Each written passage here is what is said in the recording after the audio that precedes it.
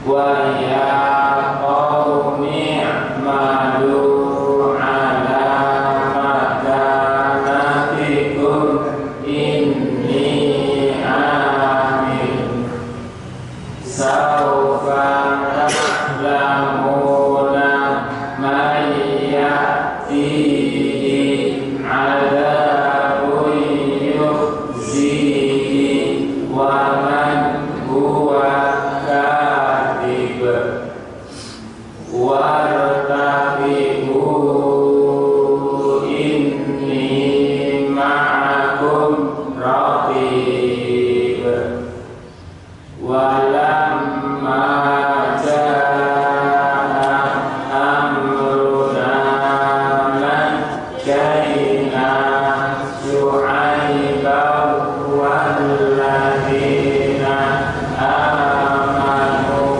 ma'ahu birahmatin minna wa aradatil ladzina zalamus sayhatu fa asbahu fi diyarihim jasimin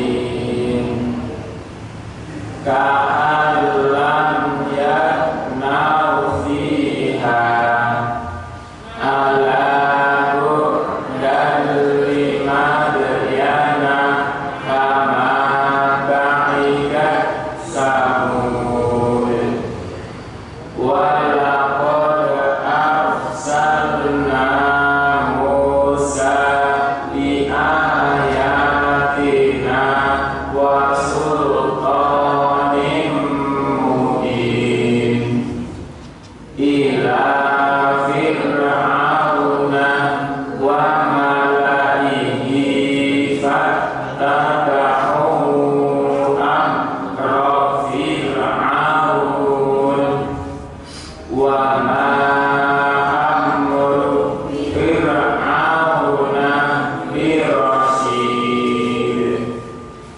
ya'tumu qawmahu yawmal qiyamati fa'awradahumun nar wa bi'sal wirdul ma'mur.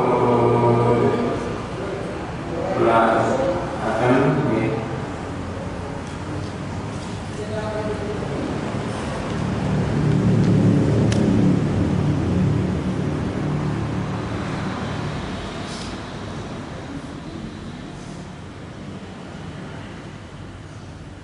dan wahai kaumku, janganlah pertentangan antara aku dan kamu menyebabkan kamu berbuat dosa, sehingga kamu ditimpa siksa seperti yang menimpa kaum Hud atau kaum Saleh, sedang kaum Hud tidak jauh dari kamu.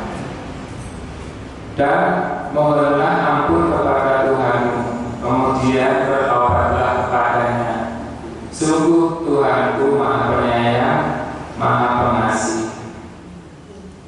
Mereka berkata, wahai Syu'aib, kami tidak banyak mengerti tentang apa yang engkau katakan itu. Sedang kenyataannya kami memandang engkau seorang lemah di antara kami. Kalau tidak karena keluargamu, tentu kami telah macam engkau. Sedang engkau pun bukan orang yang berpengaruh di lingkungan kami.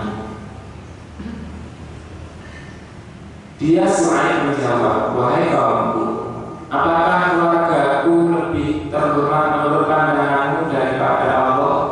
Bahkan dia kamu tempatkan di belakangmu diabaikan maksudnya.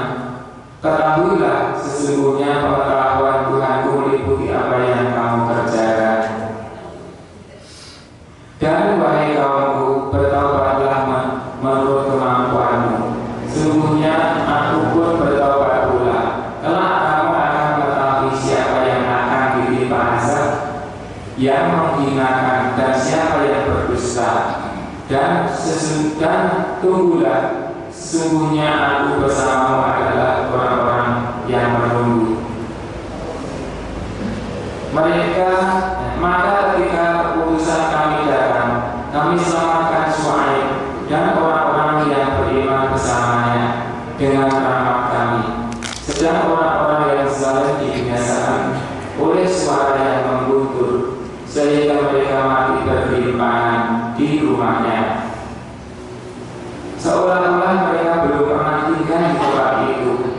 Ingatlah, binasalah penduduk Madian sebagaimana kaum Samud juga telah binasa. Dan sungguh kami telah mengutus Musa dengan tanda-tanda kekuasaan kami dan bukti yang nyata kepada Fir'aun dan para pemuka kaumnya, tetapi mereka mengikuti perintah Fir'aun, padahal perintah Fir'aun bukanlah perintah yang benar. Dia Fir'aun berjalan di depan kaumnya di hari kiamat, lalu membawa mereka masuk ke dalam neraka. Neraka itulah sebuah tempat yang dimasuki. Maha Allah atas segala firman-Nya. Ini saya simpul semoga kita awiti pengawasan ini yang menikah nanti doa sesarangan kurang doakan. Bismillahirrahmanirrahim. Raditu billahi robba wa bil islami dina wa bi Muhammadin nabiyya wa rasulah. Rabbi zidni ilma warzuqni fahma. Amin. Dengan bagi otak satu meninggal menikah Ustaz.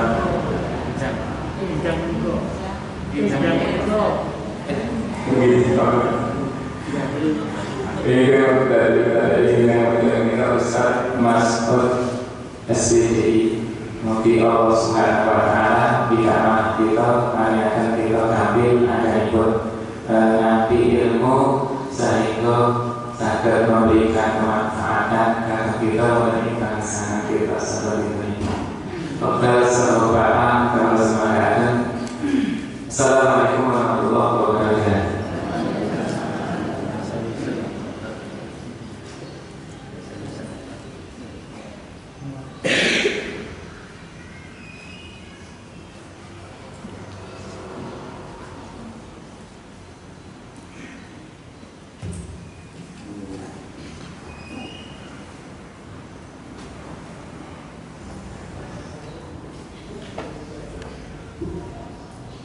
Bismillahirrahmanirrahim. Assalamualaikum warahmatullahi wabarakatuh. Alhamdulillahirabbil alamin. Alladzi anzala al-Qur'an hudan lin-nas wa bayyinatin minal huda wal furqan. Asyhadu an la ilaha illallah wahdahu la syarika lah wa asyhadu anna Muhammadan abduhu wa rasuluh la nabiyya wa la rasula ba'da. Allahumma salli wa sallim wa barik ala nabiyyina Muhammadin wa ala alihi wa ashabihi wa man tabi'ahum bi ihsanin ila yaumil qiyamah.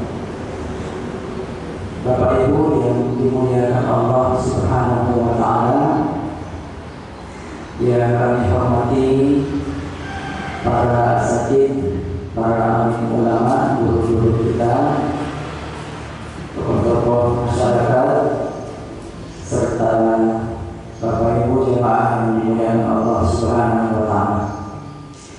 Kita bersyukur pada pagi hari ini kita diberikan nikmat begitu banyak oleh Allah Subhanahu wa Ta'ala sehingga kita bisa hadir di tempat yang berkah ini dalam rangka bermajelis ilmu. Salawat dan salam semoga senantiasa tercurahkan kepada suri tauladan kita Nabiullah wa Rasulullah Muhammad sallallahu alaihi wasallam yang diutus oleh Allah Subhanahu wa taala, diwahyukan Al-Qur'an kepada beliau sebagai petunjuk untuk kita semua. Bapak Ibu yang dimuliakan Allah Subhanahu wa taala, mungkin karena saya dari pertama kali ya mengisi pengajian di masjid ini, jadi barangkali ada baiknya kita perkenalan ringkas ya. Ada pepatah itu, tak kenal maka tak sayang, tak kenal maka ta'aruf ya. Ta'aruf ini kan perkenalan ya, saling mengenal. Bapak Ibu, saya atas nama Mas Budi Baharudin. Jadi masnya itu bukan Jawa ya. Kan ada sahabat Nabi itu namanya Ibnu Mas'ud ya. Jadi masnya itu, Mas Budi itu dari bahasa Arab. Jadi Mas Budi itu kalau mau diterjemahkan artinya orang yang dibahagiakan. Jadi kalau Sa'id itu orang yang berbahagia, kalau Mas'ud itu orang yang dibahagiakan. Jadi masnya itu bukan Jawa ya. Jadi bagi saya dipanggil itu Mas Budi, masnya double ya. Kalau Baharudin itu nama bapak ya, nama bapak. Beliau Kiai Haji Baharudin Baharudin itu kalau dalam itu dari bahasa Arab juga ya. Jadi Baharudin itu artinya bahar itu laut, lautan. Adin agama. Di lautan agama yang mudah-mudahan menjadi doa. Jadi Bapak Ibu, saya itu kelahiran kota Makassar ya, kelahiran kota Makassar. Tahun lahirnya itu ada yang bisa nebak ya? Kira-kira tahun berapa? 95.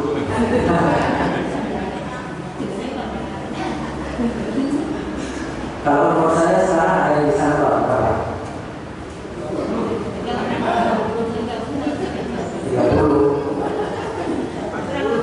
Ya, umur saya sekarang itu saya kelahiran 84. Jadi tahun ini insya Allah 38 tahun. Meskipun penampilannya masih 17 tahun ya. Ya, sisanya itu banyak. Nah, jadi 38 tahun insyaallah tahun ini. Saya lahir di kota Makassar. Kemudian pendidikan itu dari SD sampai madrasah aliyah di kota Makassar. Terus lanjut kuliah di Jogja. Jadi saya pernah kuliah di Jogja itu di 2 kampus. Lama kuliahnya itu sekitar 7 tahun. Jadi alhamdulillah pernah di Jogja 7 tahun lamanya. Jadi kalau di Klaten ini ya saya sering lewat dulu. Kalau mau mudik itu ya lewat Klaten kalau mau ke Surabaya. Dulu awal-awal saya di Jogja itu masih kapal laut. Kemudian ya baru belakangan ini bisa pesawat. Nah, Bapak Ibu sekalian, jadi dulu itu saya 2005 sampai 2012 di Jogja ngajar juga, jadi kuliah sambil ngajar. Kemudian 2012 saya ditarik kembali ke daerah di Sulawesi Selatan, khususnya di kota Makassar untuk dimanfaatkan di beberapa tempat. Maka saya mengajar di beberapa tempat, termasuk di salah satunya Universitas Muhammadiyah Makassar.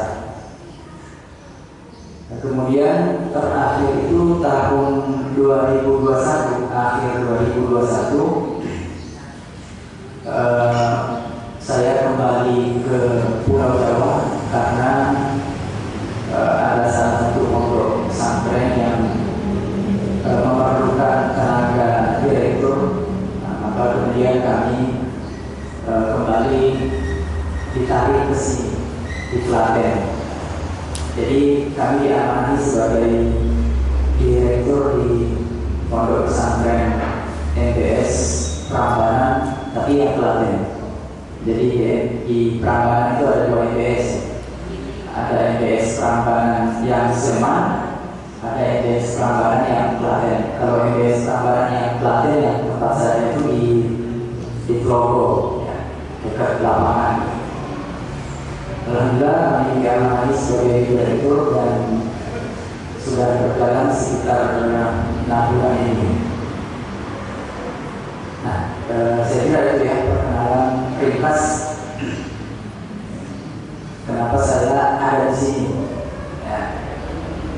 Jadi memang sejak saya diamanahi sebagai direktur itu kita bersilaturahmi dengan warga sekitar, kemudian ya dengan pengurus masjid juga, ya, termasuk dengan Ustaz Syamsuddin. Beliau juga tidak sering ketemu di Masjid Baitur Rahman ini. Jadi sudah kenal sebelumnya. Nah, Bapak ini yang dimuliakan Allah Subhanahu wa taala. Jadi saya pakai bahasa Indonesia saja ya. Ya, enggak apa-apa ya. Dan mudah-mudahan bisa nyambung. Karena kalau saya bahasa Jawa nanti takut salah. Jadi lebih amannya pakai bahasa Indonesia saja. Kita pagi ini akan bicara tentang Al-Quran. Nah, tema tentang Al-Quran ini itu saya ulang-ulang di mana-mana. Kenapa? Karena banyak PR kita hari ini tentang Al-Quran. Nah, umat Islam itu hari ini PR-nya banyak tentang Al-Quran. Nah, pagi ini kita ambil 6 saja, ada 6. Bagaimana seharusnya kita berinteraksi dengan Al-Quran. Nah, tapi sebelum kita lanjut, saya mau tanya-tanya dulu ya.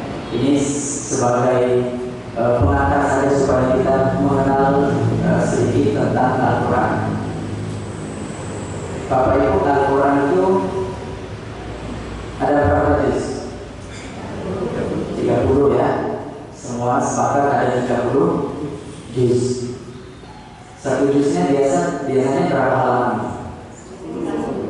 Ya, ada yang 10, ada yang 9. Mungkin ada juga mushaf yang 8. Ya, tergantung mushafnya, tergantung cetakan mana. Tapi umumnya ada yang 10, ada yang 8. Ya. Jadi 30 juz. Terus yang berikutnya, nah saya tanya lagi. Di Al-Quran itu ada berapa surah? 116. Oh, 14. Ya, 114. Mulai dari surah Al-Fatihah sampai surah An-Nas, itu 114 surah. Kita turun lagi ya. Jadi tadi juz, surah. Nah, sekarang ada berapa ayat dalam Al-Quran?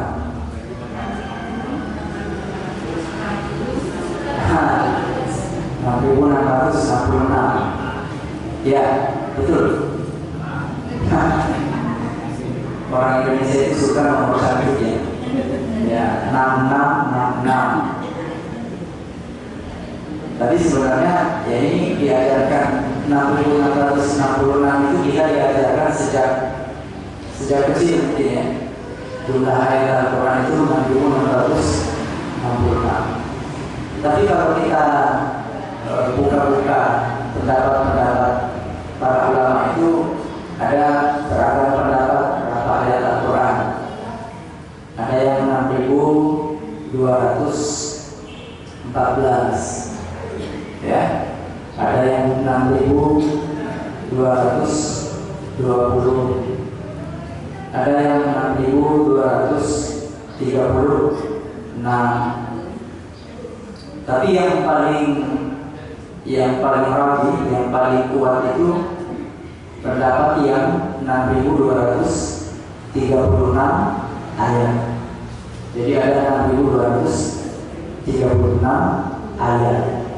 Nah, ini kan jauh banget dari 6666. Ya, nggak tahu tambahannya dari mana. 6236. Jadi 6236. Ya, 6236 ayat. Terus kita turun lagi. Tadi itu ayatnya. Ya. Nah, sekarang kita turun lagi. Di Al-Quran itu Bapak Ibu ada berapa huruf? Ada yang tahu? Ada yang pernah hitung? Ya, saya juga nggak pernah hitung. Tapi Imam Syafi'i itu pernah hitung. Menurut Imam Syafi'i, beliau menyatakan jumlah huruf dalam Al-Quran itu 1.027.000 huruf. Jadi 1.027.000 huruf. Jadi kalau kita khatam satu kali Al-Quran itu, kita sudah membaca 1.027.000 huruf. Nah, mau diturunkan lagi? Sudah ya? 1.027.000 huruf. Nah, Bapak Ibu sekalian, umumnya orang Islam itu memperlakukan Al-Quran itu ada 6 cara tadi. Dan ini saya ulang-ulangi di beberapa pertemuan. Kenapa? Karena memang ini 6-6-nya ini penting. Yang pertama, ada orang Islam, ada umat Islam itu yang cara dia memperlakukan Al-Quran itu membaca, dengan membaca. Jadi Al-Quran itu ya cuma dibaca. Dan membaca Al-Quran ini pahalanya luar biasa. Dalam sebuah hadis Nabi SAW itu menyampaikan berita gembira kepada kita. Man qara'a harfan min kitabillah, siapa saja yang membaca satu huruf dari kitabullah, dari Al-Quran, falahu bihi hasanah, maka baginya satu kebaikan. Wal hasanatu bi asyri amsalha, lalu satu kebaikan itu dilipat gandakan 10 kali lipat oleh Allah Subhanahu wa taala. Jadi baca satu huruf saja sudah dapat 10. Ya. Lalu Rasulullah menyatakan, la aqulu alif lam mim harfun. Saya tidak mengatakan alif lam mim itu satu huruf. Walakin alifun harfun, akan tetapi alif satu huruf, walam harfun dan satu huruf, walimun harfun dan mim satu huruf. Jadi kalau kita baca alif lam mim sudah dapat berapa? Ya, 3 huruf kali 10 30. Nah, kalau kita selesai khatam 30 juz, berarti tadi berapa huruf? 1.027.000. Kalau dikali 10, nah 10.270.000 kebaikan. Itu luar biasa. Ya, Bapak Ibu kalau dikasih duit 10 juta mau nggak? Mau. mau, saya juga mau. Ini bukan duit, tapi kebaikan dari Allah Subhanahu wa Ta'ala. Itu 10 juta. Mau nggak? Ya mau. Ya. Nah, pertanyaannya, kita dalam setahun itu akan berapa kali? Ada yang akan 12 kali setahun. Ya. Kalau sekali setahun ada yang khatam. Ya, umumnya bisa ya. Sekali setahun. Biasanya itu di bulan Ramadan. Ya. Pas Ramadan, balas dendam. Jadi Al-Quran yang sudah bertemu di lemari 11 bulan diambil. Ramadan itu pokoknya ya kebut sebulan penuh siang malam.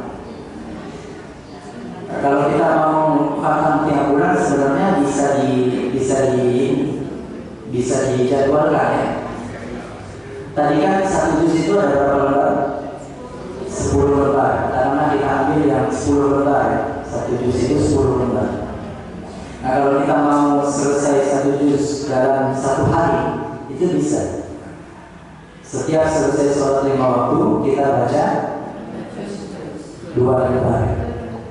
Jadi habis sholat subuh 2 lembar, zuhur 2, asar 2, maghrib 2, isya 2 lembar. Insya Allah sehari semalam selesai 1 juz. Itu sehari.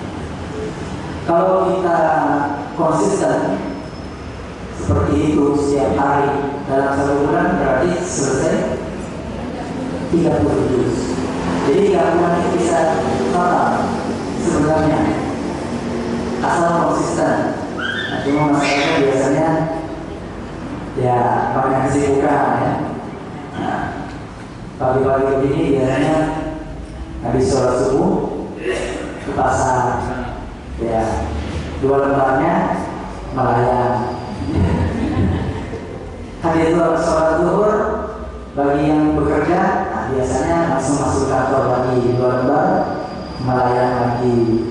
Habis sholat asar capek pulang kerja 2 lembarnya melayang lagi.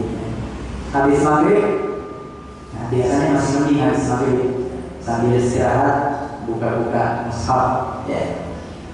Habis isya biasanya rapat. Kalau ibu biasanya ada sinetron ya. Habis isya tanggung.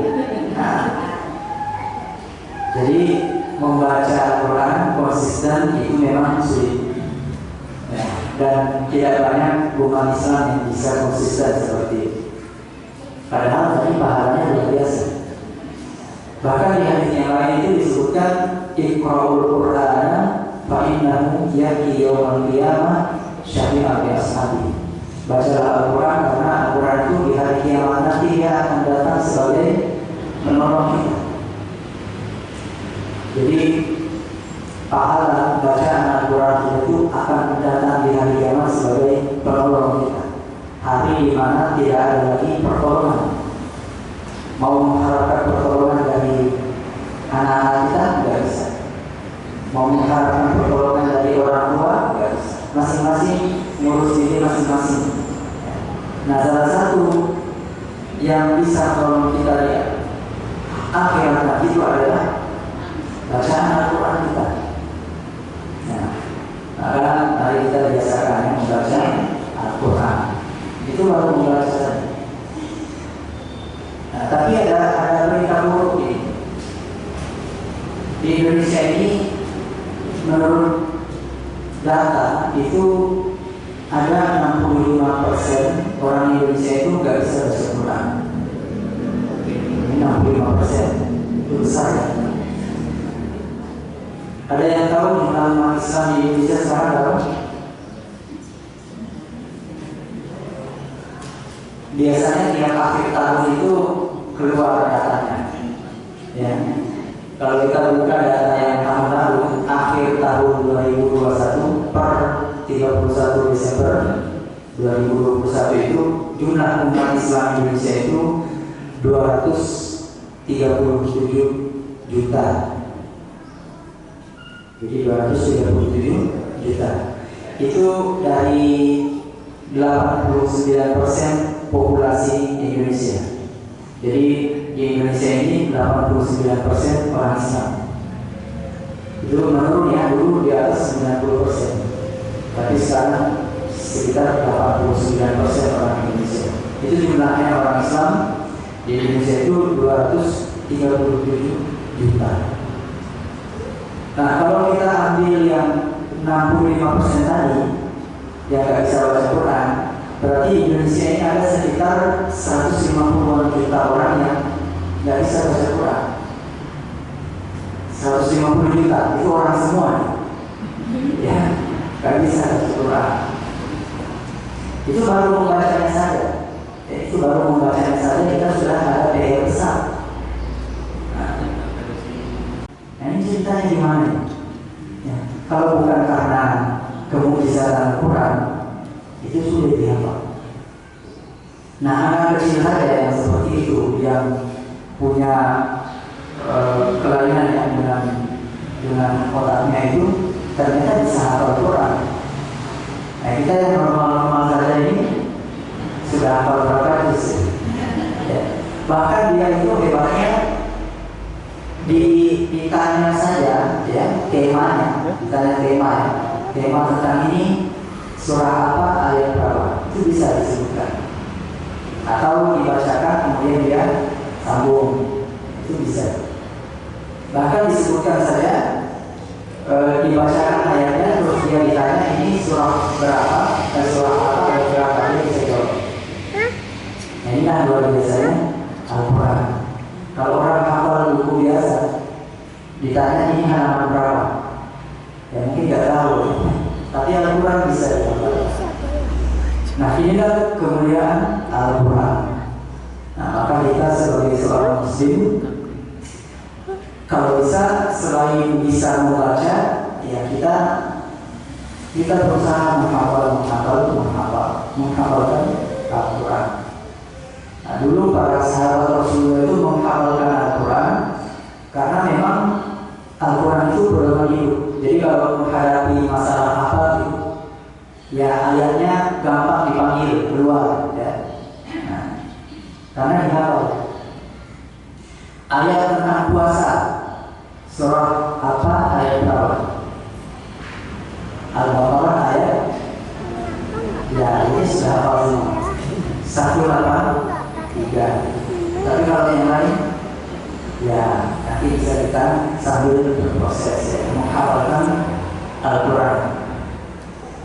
Itu yang kedua, Bapak Ibu sekalian. Jadi sudah dua ya. Yang pertama, membaca. Mau paham atau enggak, yang jelas baca dulu. Ya. Terus yang kedua, menghafalkan Al-Quran. Yang ketiga, umat Islam itu harus ada yang mengambil peran, dan memang ini juga penting bagi seluruh umat Islam. Yang ketiga itu memahami Al-Quran. Jadi Al-Quran itu tidak cukup dibaca, dihafalkan saja, tapi tidak dipahami. Al-Quran itu harus dipahami juga. Surah Al-Fatihah itu kalau kita kaji, kita dalami, kita kupas tafsirnya, itu luar biasa. Surah Al-Fatihah, apa bedanya Ar-Rahman dengan Ar-Rahim misalnya, ya. Kalau diterjemahkan Ar-Rahman, Ar-Rahim itu apa? Ya, Maha Pengasih, Maha Penyayang.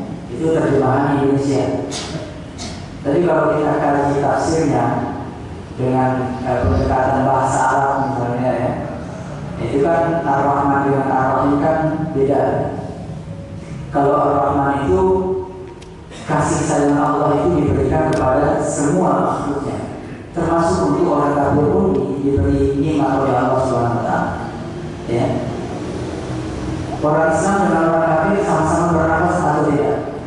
Sama-sama bernafas. Ya. Setiap hari makan, baik yang muslim maupun non muslim, sama-sama setiap hari makan. Jadi sama-sama mendapatkan rahmat, mendapatkan nikmat dari Allah SWT. Diberikan nikmat Itu kalau Ar-Rahman, sifat Ar-Rahman Allah Subhanahu wa Ta'ala. Tapi kalau Ar-Rahim itu hanya kasih sayang yang diberikan kepada orang-orang mukmin. Jadi terbatas untuk orang-orang mukmin saja. Makanya nanti ada yang dapat siksa, ada yang tidak. Kenapa? Karena Allah Subhanahu wa Ta'ala selain punya sifat Rahman, dia juga punya sifat Rahim. Siapa saja yang beriman kepada Allah maka diberikan ganjaran atas keimanannya. Maka lalu siapapun yang kufur mengingkari Allah Subhanahu wa Ta'ala itu juga akan diberikan ganjaran. Jadi itu bedanya Rahman dengan Rahim. Belum lagi ada ayat yang lain. Nah, kalau kita mendalami Al-Quran itu mengkaji kandungannya itu rasanya nikmat. Ya, kalau kita paham kandungan Al-Quran. Dan salah satu cara kita menjemput hidayah itu, Bapak Ibu sekalian, itu caranya adalah memahami Al-Quran. Jadi kalau kita mau dapat hidayah dari Allah Subhanahu wa Ta'ala, ya dekat-dekatlah untuk memahami Al-Quran. Saya di Jogja itu setiap Kamis sore saya mengisi kajian tafsir di Jogja, itu tafsir Jalalain. Ya. Jadi ada banyak tafsir dalam Islam itu. Kalau kita para ulama kita ada tafsir Jalalain, tafsir Al-Qurtubi, tafsir Al-Marawi, tafsir Ibnu Katsir. Ya, sesuai dengan coraknya masing-masing. Ada yang pendekatannya bahasa. Jadi banyak bahas tentang bahasa Arabnya. Ada yang bahas tentang sainsnya, ya. Misalnya kapalnya Rinuk itu di mana, ya? Kondisinya di mana? Itu pendekatan sains. Dan banyak lagi pendekatan menafsirkan Al-Quran. Dan itu kalau kita kaji tafsir Al-Quran itu luar biasa. Ya. Dan memang kita diperintahkan untuk mengkaji kandungan Al-Quran. Dalam Al-Quran itu Allah Subhanahu wa Ta'ala mengingatkan kita, afala yatadabbaruna Al-Quran am 'ala qulubin aqfaluha. Apakah mereka tidak mau mentadabburi mendalami Al-Quran, ataukah dalam hati mereka itu ada aqfal? Aqfal itu kunci, ya. Jadi kalau orang yang tidak mau mengkaji kandungan Al-Quran, maka hidayah biasanya sulit masuk. Kenapa? Karena terkunci. Ya. Hidayahnya itu susah masuk. Ya, kadang-kadang diminta pakai kerudung, ya tunggu dulu, hidayah belum datang. Ya kan di itu banyak, ya. Kenapa Mbak belum pakai kerudung? Wah ini Mas, ini saya nunggu hidayah dulu. Mau sampai kapan nunggu hidayah? Nah, salah hidayah itu dijemput, bukan ditunggu. Salah satu cara kita menjemput hidayah itu ya hadir di majelis di mana di dalamnya itu dikaji Al-Quran. Nah, hadir di majelis yang di dalamnya dikaji Al-Quran itu luar biasa pahalanya. Bahkan dalam satu riwayat itu disebutkan orang yang hadir di majelis di mana majelis itu mengkaji satu ayat saja dari kitabullah, dari Al-Quran, maka pahalanya itu sama seperti orang yang sholat sunnah 100 rakaat. Jadi Bapak Ibu hadir dulu di sini, itu pahalanya 100, lebih dari 100 rakaat sholat sunnah. Ada nggak yang pernah sholat rakaat? Apa sholat sunnah 100 rakaat? Ya, sudah ada yang pernah coba? Dalam satu waktu sholat sunnah 100 rakaat. Nah, belum pernah. Saya juga belum pernah. Tapi pahalanya bisa kita dapatkan. Caranya gimana? Hadir di majelis seperti ini. Ya. Insya Allah pahalanya lebih dari 100 rakaat sholat sunnah. Nah, itu memahami Al-Quran. Jadi sudah 3, ya. Kita ulangi. Yang pertama membaca, yang kedua menghafalkan, yang ketiga memahami Al-Quran. Nah, yang keempat selain membaca, menghafal, memahami, yang keempat itu mengajarkan atau mendakwahkan. Jadi mengajarkan atau mendakwahkan. Nah ini juga penting. Kalau ada seorang bapak, dia sudah bisa baca Quran, lancar baca Qurannya, ya syukur-syukur hafal, bahkan paham kandungan Al-Quran, maka dia itu harus mengajarkan Al-Quran kepada istri dan anak-anaknya. Ya, begitu pula seorang ibu bisa baca Quran, ya kita usahakan kita ajarkan untuk anak-anak kita. Kalau kita nggak punya waktu, kita titipkan anak-anak kita di masjid-masjid terdekat, ya, supaya bisa juga baca Quran. Jadi mengajarkan Al-Quran ini, mendakwahkan Al-Quran ini penting. Bahkan saking pentingnya Rasulullah sampai menyatakan balighu anni walau ayat, sampaikan meskipun hanya satu ayat. Jadi dakwah itu Bapak Ibu sekalian, itu bukan hanya tugas para nabi, para rasul, bukan hanya tugas para ulama, bukan hanya tugas para dai, para muballigh. Dakwah itu sebenarnya tugas kita semua. Jadi setiap orang Islam itu sebenarnya ada kewajiban dakwah, ya. Apapun profesi kita, apapun posisi kita, itu semuanya diwajibkan berdakwah. Ya. Kalau alasannya Ustaz, ilmu saya masih dikit, ya, maka paling tidak tadi balighu anni walau ayat, sampaikanlah meskipun hanya satu ayat. Bapak Ibu hafal Al-Fatihah, hafal itu sudah lebih dari satu ayat. Jadi sudah ada kewajiban mengajarkan Al-Quran, mendakwahkan, mengajarkan Al-Quran. Nah, dalam hadis ini disebutkan khairukum man ta'allama al-Qur'an wa 'allama. Sebaik-baik kalian adalah orang yang mempelajari Al-Quran dan mengajarkan Al-Quran. Itu kegiatan yang sangat mulia, itu mengajarkan Al-Quran. Jadi guru-guru TPA itu profesi yang sangat mulia. Kalau sekarang kan guru TPA kayak gimana ya? Orang tidak tertarik dari guru TPA sekarang, karena yang dipandang sebelah mata. Padahal itu pekerjaan yang sangat mulia di sisi Allah Subhanahu wa Ta'ala. Bayangkan Rasulullah menyatakan khairukum, sebaik-baik kalian man ta'allama al-Quran, orang yang mempelajari Al-Quran wa 'allama, dan mengajarkannya. Jadi guru TPA itu mulianya luar biasa, ya, meskipun di mata manusia mungkin itu dianggap pekerjaan yang penghasilannya ada seberapa, tapi di mata Allah Subhanahu wa Ta'ala itu pahalanya luar biasa. Ya, disebut sebagai sebaik-baik manusia. Nah, kadang-kadang guru TPA itu dipandang sebelah mata. Orang kalau menitipkan anaknya di TPA itu biasanya iurannya berapa sebulan? Malah ada yang gratis, ya. Di Makassar itu dulu kami programkan itu ada beberapa kelas TPA yang saya programkan waktu saya ketua itu. Jadi ada TPA khusus anak kecil, anak-anak, ya.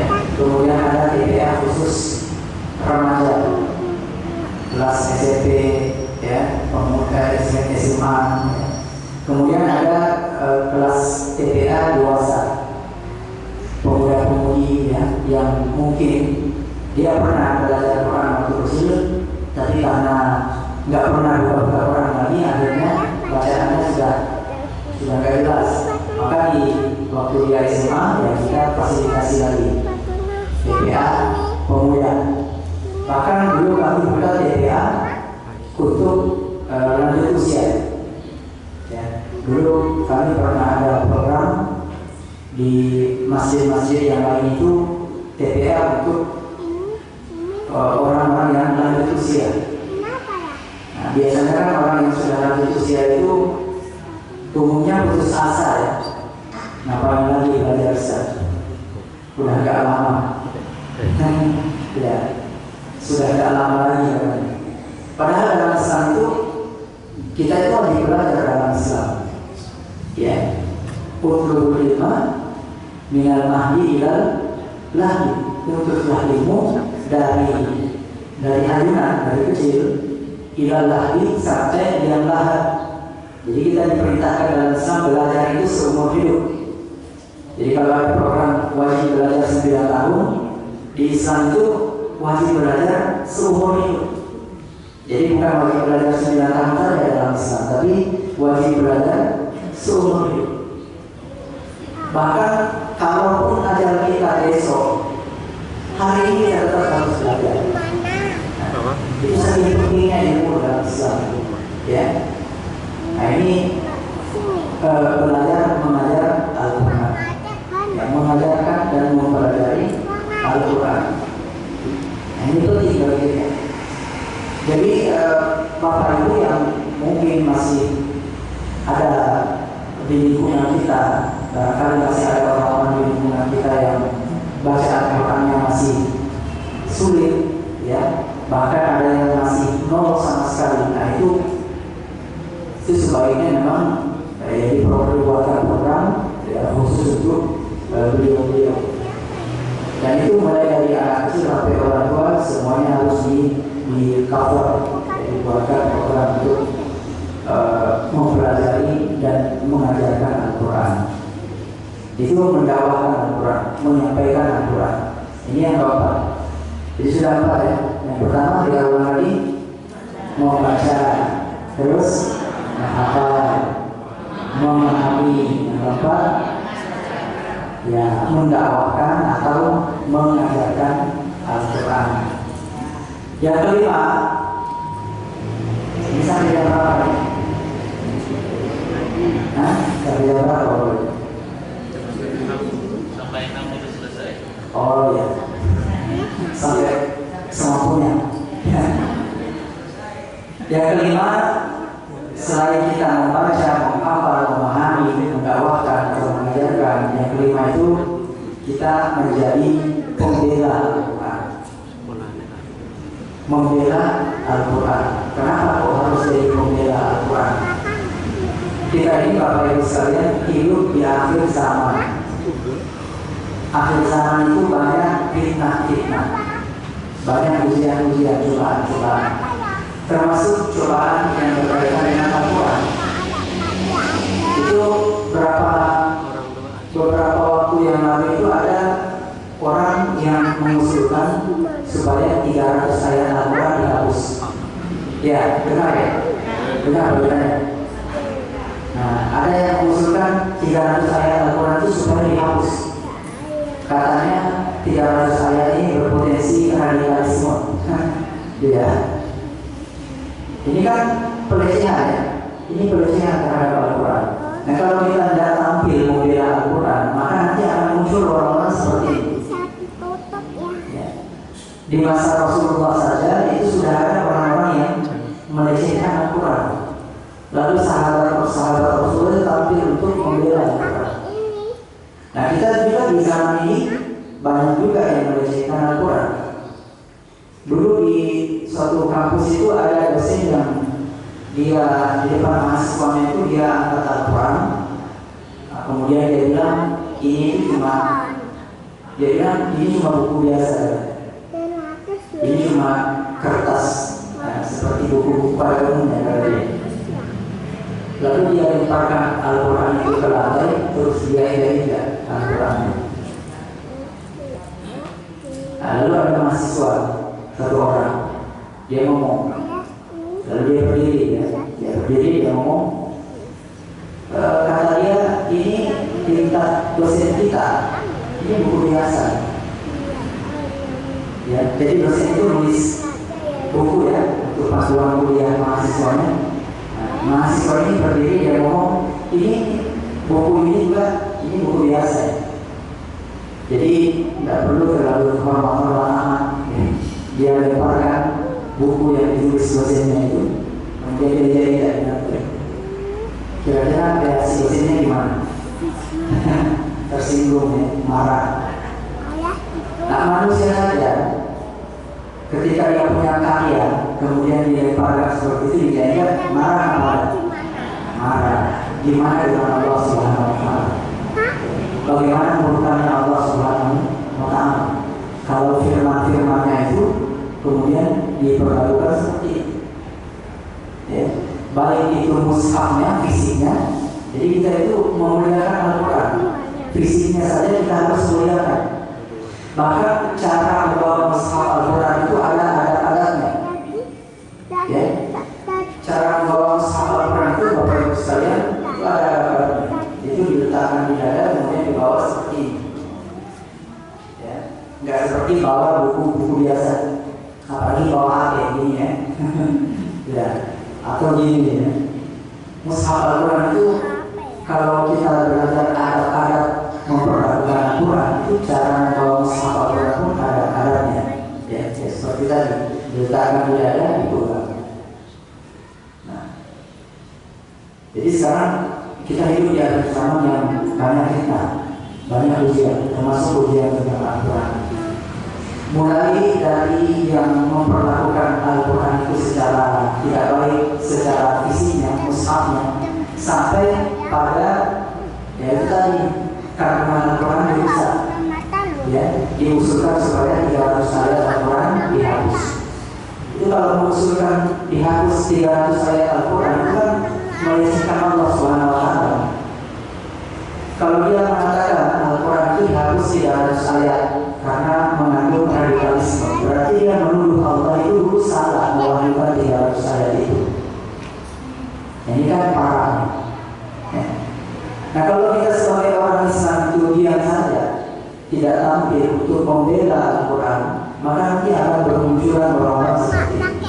Dan terbukti sekarang, ya, itu di luar negeri itu sudah ada terhitung sampai hari ini sudah banyak penista-penista Al-Quran. Ada yang dia berani dia angkat mushaf Al-Quran terus dibakar. Ya. Ada yang na'udzubillah, ada yang sampai melempar mushaf itu dia lempar ke kloset itu. Nah, ini kan kurang ajar. Ya, memperlakukan Al-Quran seperti itu. Dan orang yang memperlakukan Al-Quran seperti itu umumnya biasanya itu azabnya langsung dibayar cash sama Allah Subhanahu Wa Taala. Ya, itu pernah sering kita lihat di TV, di YouTube ya, ada orang yang menistakan Al-Quran itu azabnya langsung dapat di dunia. Jadi azabnya itu tidak ditunda sampai ke akhir, dikasih di dunia. Itu baru di dunia, belum di akhirat dapat lagi. Ya. Nah, kita harus tampil membela Al-Quran. Nah, inilah yang dicontohkan oleh Rasulullah SAW. Bahkan Abu Bakar As-Siddiq itu kita kenal sebagai seorang sahabat Rasulullah yang perilakunya itu beliau lembut. Abu Bakar As-Siddiq radhiyallahu anhu itu dikenal orang yang lembut. Tapi begitu di masa beliau ada orang yang mengaku Rasul, mengaku menerima wahyu, itu kan pelecehan. Apa yang dilakukan Abu Bakar As-Siddiq? Diperangi orang itu. Itu orang yang lembut itu. Abu Bakar As-Siddiq radhiyallahu anhu orang yang lembut saja. Ada orang yang melecehkan Al-Quran diperangi sama dia. Nah, kita sekarang kalau yang melecehkan Al-Quran, ini kan harus membangun kerukunan. Ya, kita disuruh lembut-lembut padahal melecehkan Al-Quran. Jadi kalau Islam itu ada saatnya lembut, ada saatnya harus keras. Ya. Kalau yang dilecehkan itu pribadi kita, ya kita dianjurkan bersabar. Tapi kalau sudah Islam yang dilecehkan, nah, Rasulullah saja marah kalau Islam dilecehkan. Tapi kalau pribadi beliau yang dilecehkan, diserang, ya itu dilempari kotoran segala macam, dia kan sabar ya. Karena yang diserang orangnya, ya fisiknya beliau pribadinya. Meskipun fisiknya beliau juga adalah orang yang mulia, tapi beliau itu bersabar ketika pribadinya yang diserang. Tapi kalau diserang Islam yang diserang, Rasulullah itu keras.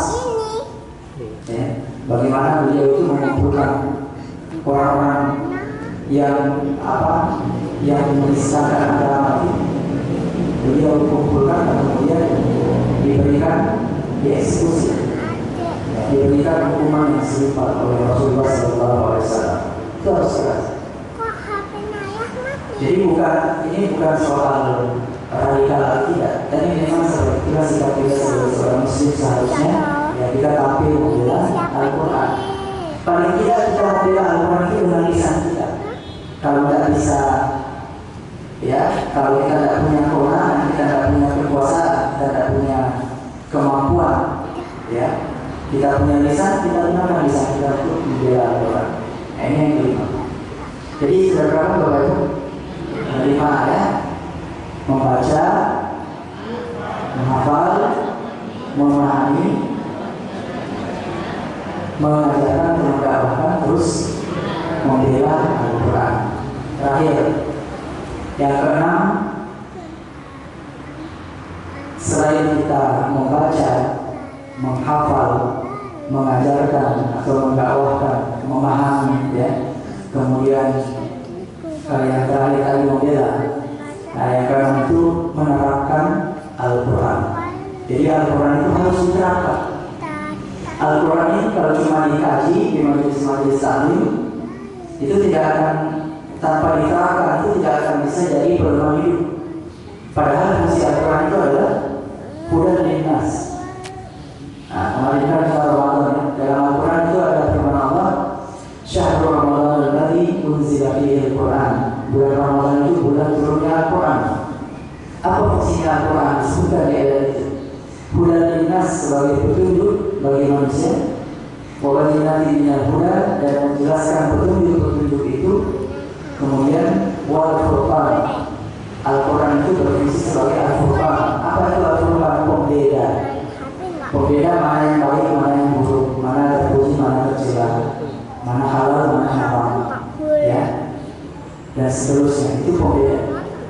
Maka kalau Al-Quran ini mau kita fungsikan sebagaimana seharusnya fungsi Al-Quran, ya harusnya diterapkan, diamalkan, baik dalam kehidupan pribadi kita, keluarga kita, masyarakat kita, termasuk dalam kehidupan bernegara kita. Al-Quran itu harus jadi pedoman, ya, pedoman hidup. Ada pepatah Arab yang mengatakan al-ilmu bila amal kasyajari bila thamar. Ilmu yang tidak diamalkan seperti pohon yang tidak ada buahnya.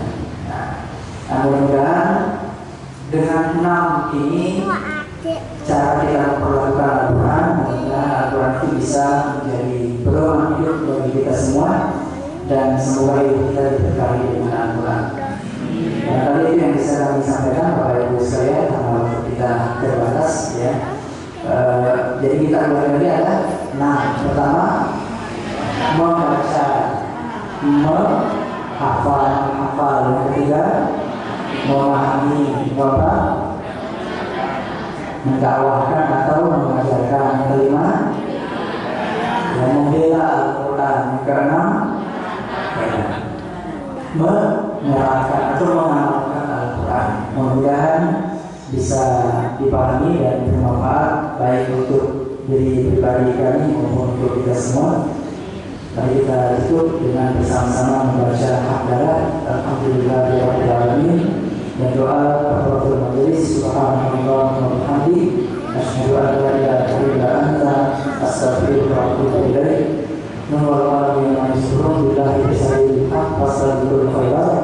Wassalamualaikum warahmatullahi wabarakatuh.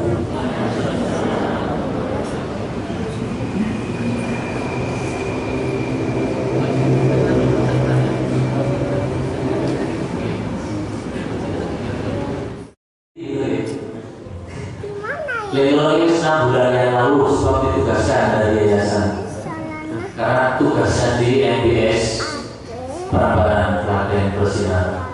Bapak Ibu yang dirahmati Allah SWT, semoga dengan tausiah yang disampaikan oleh Ustaz tadi akan menambah kecintaan kita terhadap Al-Quran sebagai penolong kita, sebagai sahabat untuk kita semuanya. Amin Allahumma amin. Bapak Ibu yang dirahmati Allah SWT, berikutnya beberapa pengumuman informasi yang akan kami sampaikan untuk penjenengan dan kita semua. Yang pertama adalah kajian yang akan datang Ahad berikutnya sudah masuk di bulan Juni, kalau tidak salah tanggal 5. Menurut jadwal yang kami rencanakan dan kami susun adalah dari beliau Ustaz Zainal Fanani MA. Kembali beliau kita katakan dari Yogyakarta istimewa. Kalau tadi dari Makassar, seandainya Nusantara sudah kita hadirkan untuk ahad pagi luar biasa untuk ahad pagi kita Bapak Ibu. Tepuk tangannya mana dong? Iya, surprise gitu. Walaupun surprise ampun nanti kok. Apa doain kok Mas ampun ya? Ampun ya. Ini masih piro-piro pengen memberikan pelayanan yang terbaik untuk penjenengan. Pun ketok. Oke, ada 10 paket. Semoga nasib baik berpihak pada penjenengan yang sudah niat dari rumah untuk ngaji di ahad pagi awal tahun ini. Bapak Ibu, tapi tidak serta-merta nyoh boten nggih. Tagihannya adalah pertanyaan. Kalau kemarin didominasi oleh ibu-ibu, sekarang Bapak boleh loh. Monggo. Pak Heru kalau Ibu Heru ya cukup disiram apa? Oke. Pertanyaan adalah karena 2 pertemuan, maka materinya adalah 2 pertemuan juga. Iya, saya ini mulai buka buku ya lah. Ayo bukunya ditutup. Sebenarnya lah. Moga Bu. Ini sedikit dibuka yang tadi ditutup. Nah, kayak lagu buku ya HP ini dibuka. Ya, pertanyaannya adalah moga bisa diperhatikan. Karena ini untuk umpan balik kita biasanya ada donatur yang memberikan apresiasi dengan memberikan pertanyaan sehingga menjadi lebih semangat, lebih bermakna harapan kita seperti itu. Pertanyaannya adalah pertama, Bapak Ibu, jumlah ayat di dalam Al-Quran itu ada berapa ya tadi? Nih, Bapak Bu, saya boleh buka Mas ini sudah 6236, betul kan? Ya, silakan monggo. Mana Pak? Surat lagi. Satu untuk menjelaskan. Ini dari sepuas dari Marcel ya. Ya, 1. Yang kedua, ada berapa huruf dalam Al-Quran itu? Ya Bapak barusan 1.027.000. Monggo tidak lagi. Betul kita nih. Tadi yang pertama ini ikut ini. Ya, seputar Al-Quran. Bapak ambil, Bapak ambil. Nah, sekarang Bapak ambil.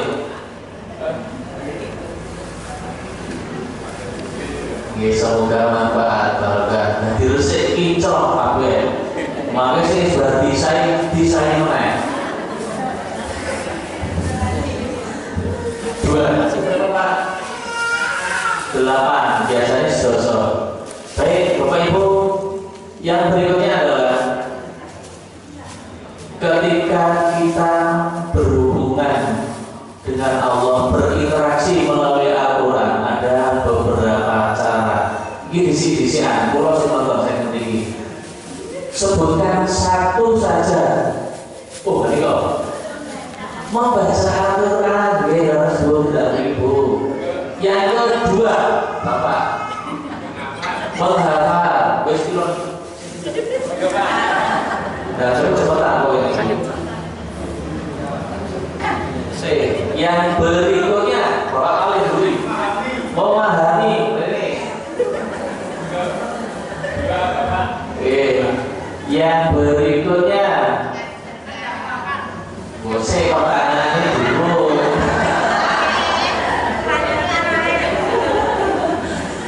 Jadi kuwi pertanyaan ini kan cuma saya takon. Cuma foto takon. Oke.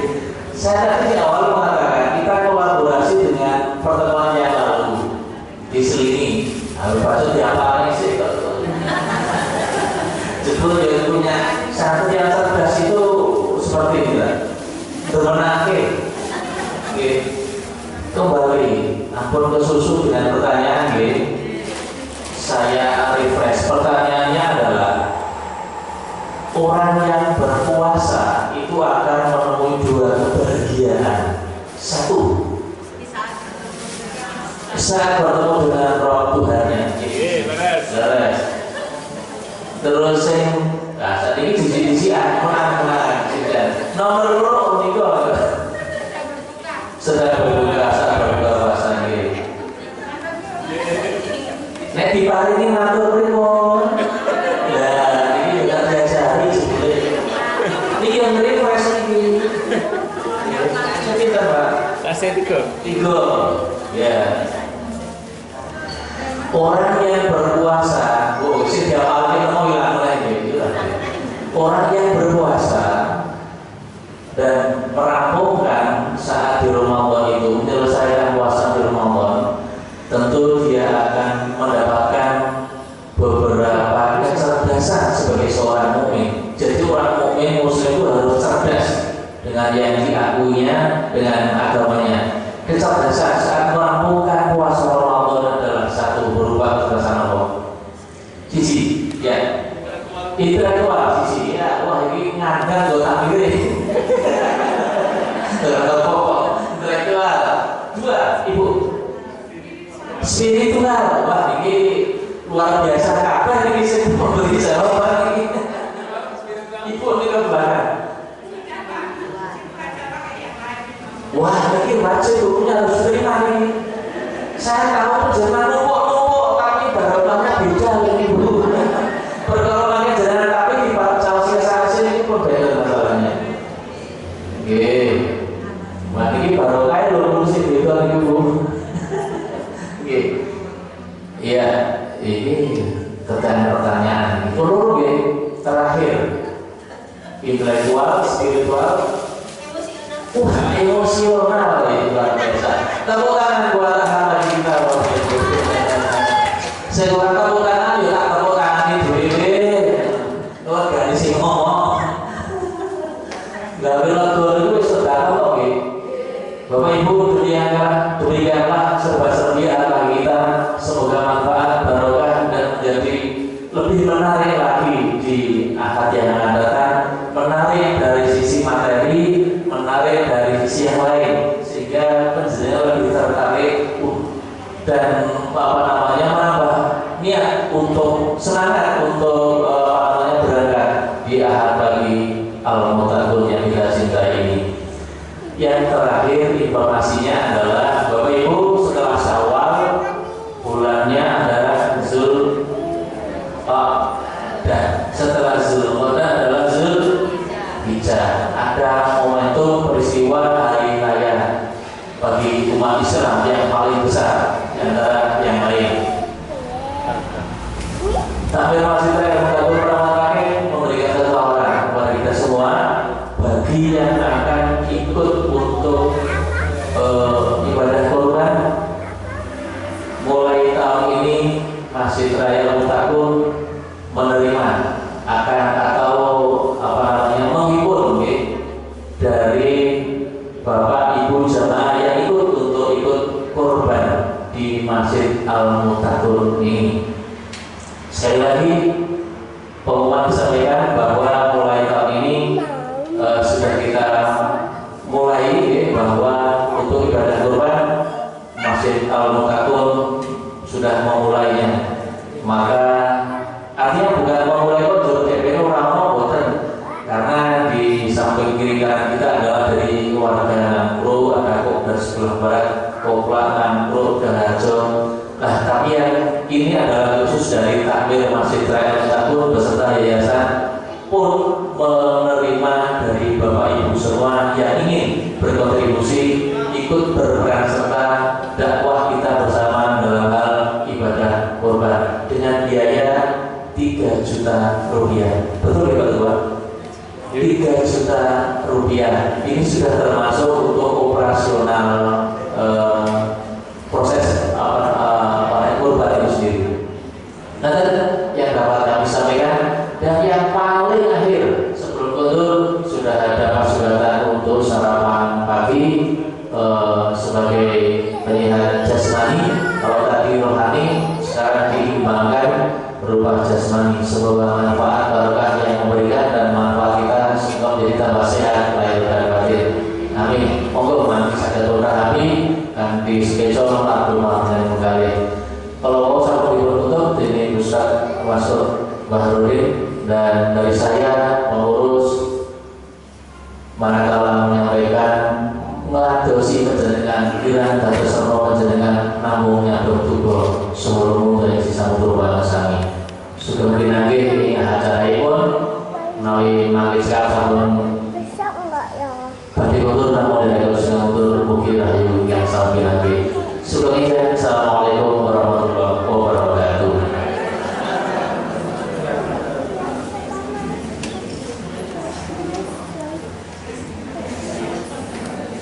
Siapa ya? Ini Bu Winda sama apa ya? Bu Winda sama apa ya? Cantik. Itu yang mana?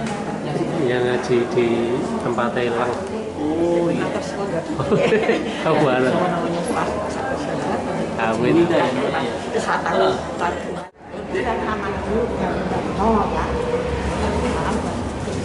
Iya, iya mbak.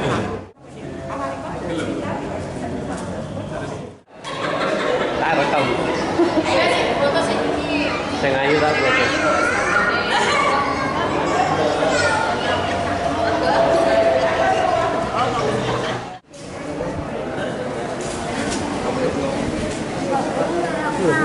Hmm?